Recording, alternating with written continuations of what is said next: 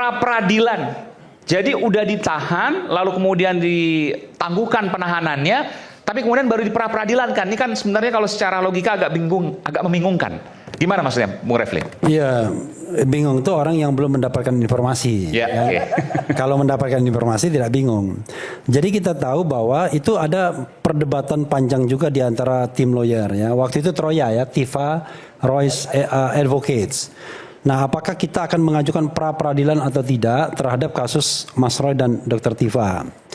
Akhirnya ada satu kesimpulan, kalau mereka ditahan pasti pra-peradilan.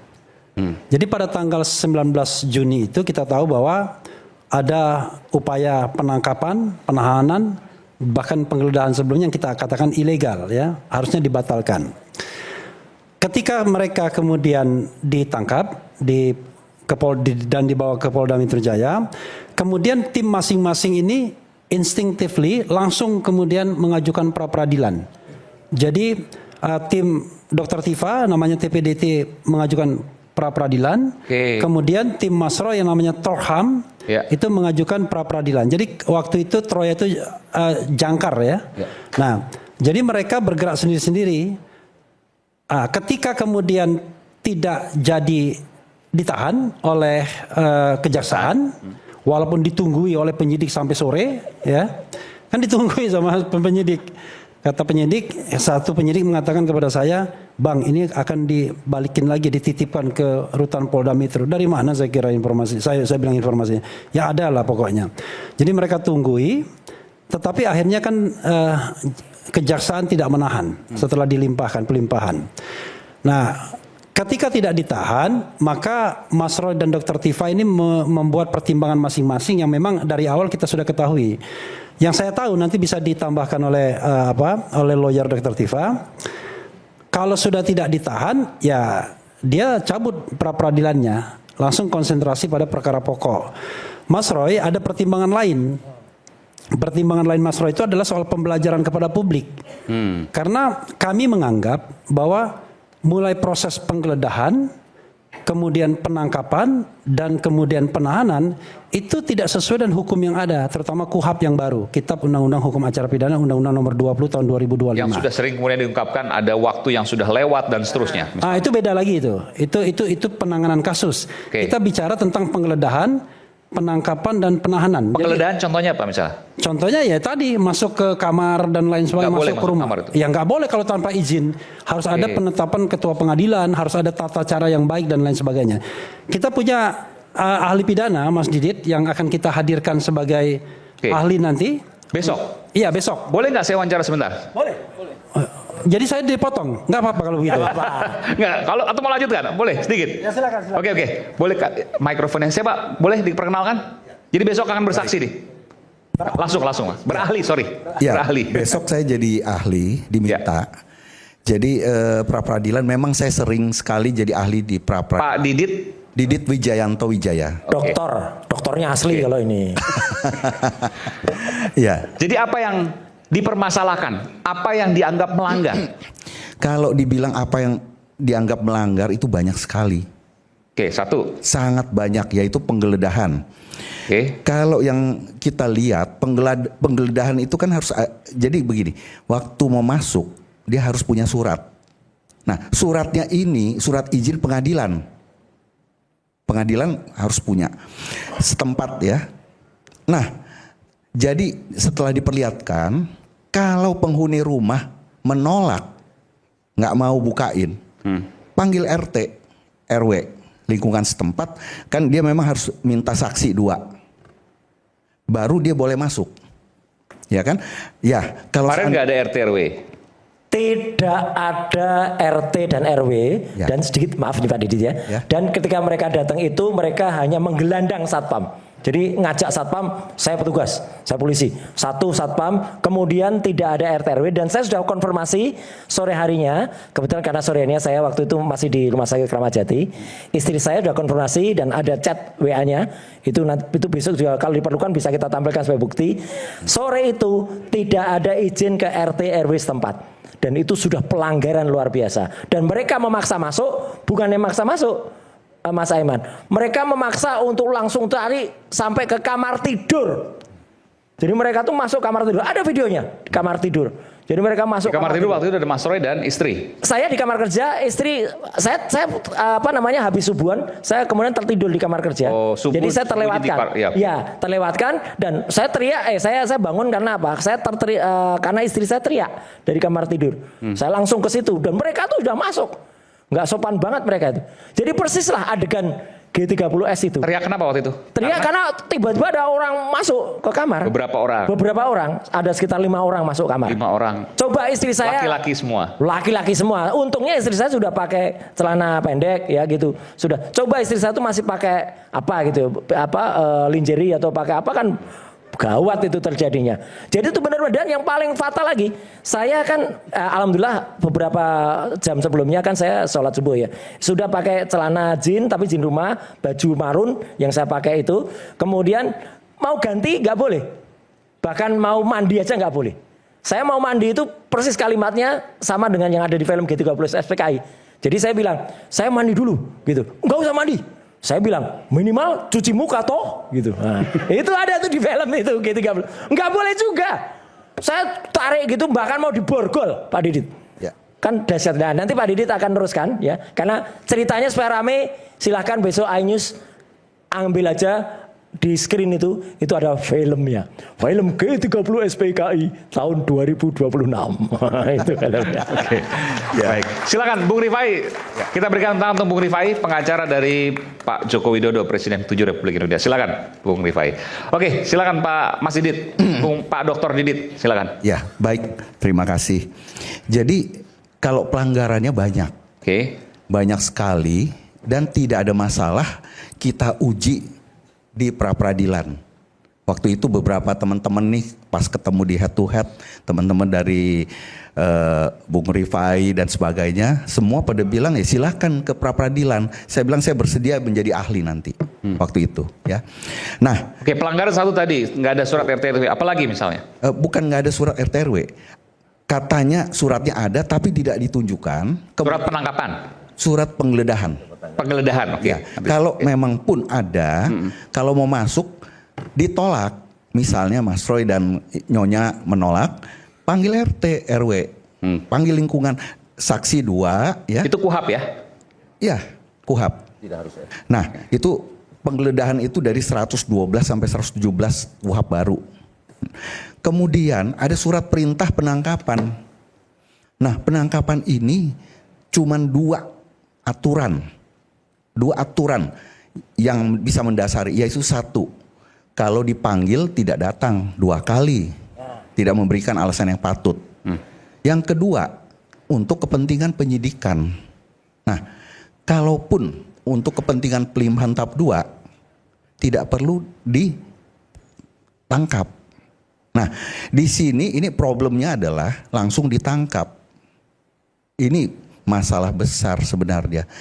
Karena di dalam surat perintah penangkapan ditulis pertimbangannya adalah pelimpahan tahap 2. Kalau itu artinya apa? Berarti Polda Metro ingin membuat norma baru. Penangkapan boleh berdasarkan pelimpahan tahap 2. Nggak ada itu. Itu melanggar. Dan ternyata di surat perintah penahanan itu bertabrakan. Perintah penahanannya dia mengikuti format jelas. Format dari KUHAP baru seluruhnya dimasukkan, dan di sana di angka 2 saya sudah diperlihatkan, angka 2 dibilang ditahan di Tahti Polda Metro Jaya. Padahal tidak. Kalau tidak saya tanya diapain? Dibantarkah? Tidak juga. Nggak boleh. Ini apa ini statusnya? Di rumah sakit tidak dibantar, dan itu murni permintaan dari penyidik. Kemudian poin 3 yang lebih gila lagi. Ya, dalam 1 kali 24 jam harus segera diperiksa. Lah itu perintah palsu saya bilang.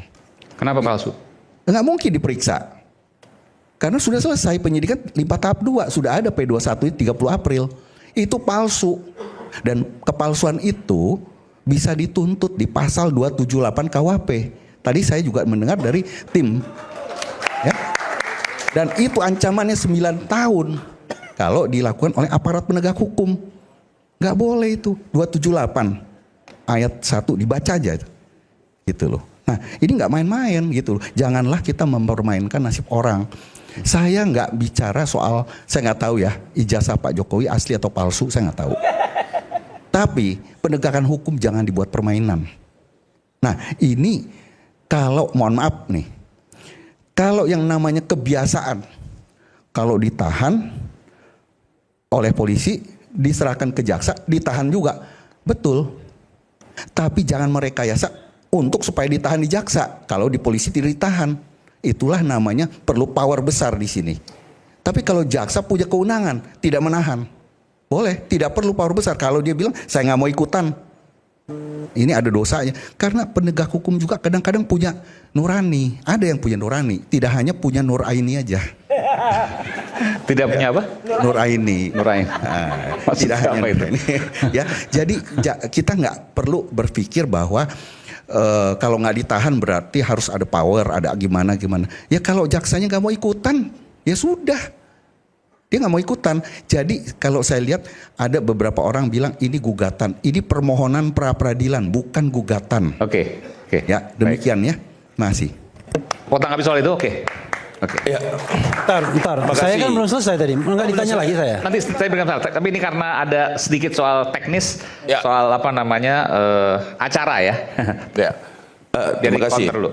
Pak Ahli. Jadi kalau kita berbicara penangkapan, ini kan penangkapan, Ya. bukan pemanggilan untuk diperiksa. Penangkapan itu di pasal 17 jelas dikatakan hanya 2 alat bukti. Itu KUHP lama. Saya berbicara KUHP lama ya. Nah, jadi pasal 17 kemudian pasal 18 surat perintah penangkapan. Berbeda ketika seorang tersangka itu akan diperiksa lagi. Tentu ada panggilan. Kalau penangkapan saya belum mendapatkan di sini diatur harus dipanggil. Beda ya penangkapan dengan akan diperiksa. Ini dimulai dari pasal 16 saya baca, 17, 18 itu saya baca semua prosedurnya. Tidak ada sama sekali saya lihat di situ ketika penangkapan itu harus dipanggil. Itu yang pertama. Harus dipanggil. Tidak harus dipanggil. Itu ada. Tidak ada. Tidak ada. Oke. Tidak ada. Harus dipanggil dulu kemudian dihadapkan untuk diperiksa. Kalau dihadapkan untuk diperiksa, ya. Itu yang saya baca. Ya kan? Ini saya buka nih 16, 17 dan 18. Oke. Kalau seandainya tadi ada surat seperti itu. Surat penangkapan. Penangkapan ada surat penangkapan. Mau ditandatangani atau tidak penangkapannya, mau ditandatangani atau tidak. Tapi harus izin. Tapi ada. Harus izin masuk. Iya. Kalau seandainya nggak izin, harus mengajak RT RW, betul Ya, ya? tidak harus RT RW juga. Gimana? Bukan. Tidak harus RT RW juga. Sebentar dong. Jadi Saya berprinsip gini, tidak harus RT RW juga. Bicara penggeledahan, bukan penangkapan untuk ajak Oke, RT itu RW. penggeledahan. Kalau penggeledahan memang betul Harus ada. kalau ditolak. Tapi kemarin kan nggak ada penggeledahan. Ada. Oh, ada juga kemarin. Apa yang diambil? Masuk ke rumah itu, jadi Apa yang kalau diambil kalau namanya yang penggeledahan? diambil Makanya itu saya tanya. badan.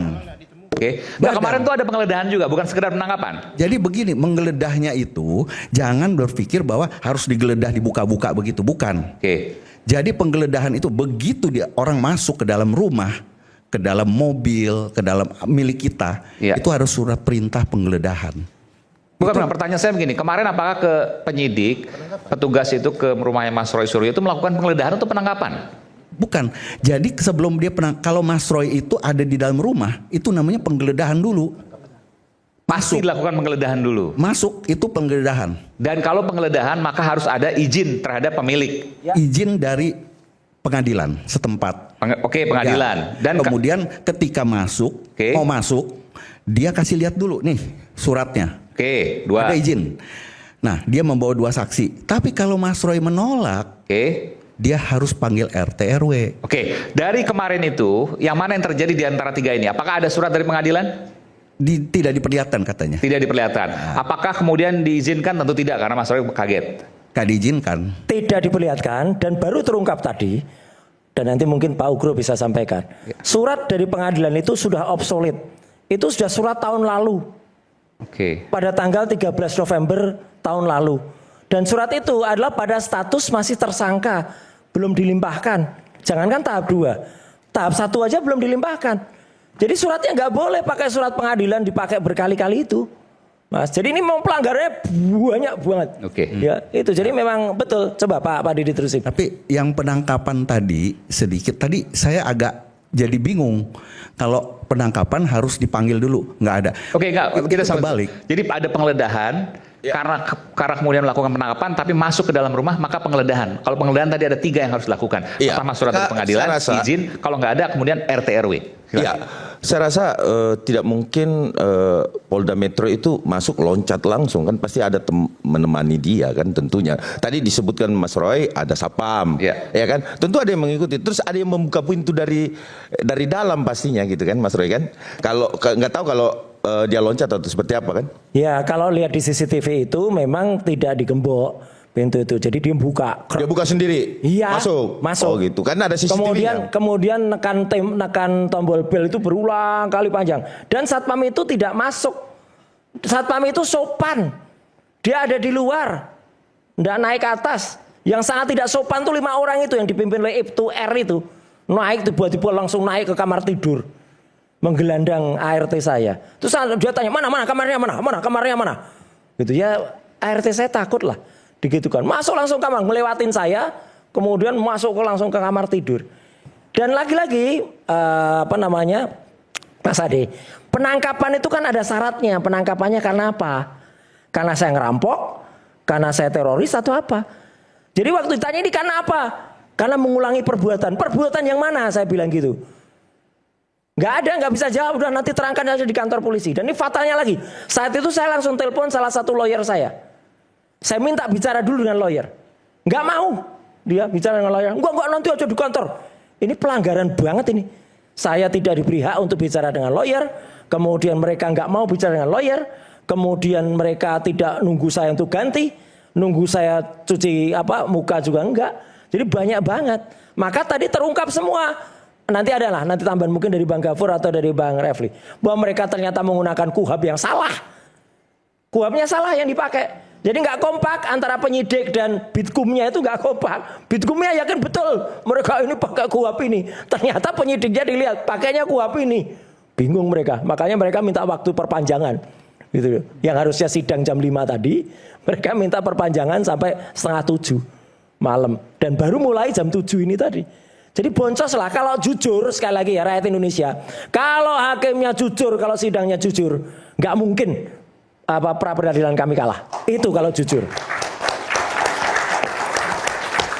Saya rasa ini kan prosesnya sudah rapid, ya kan?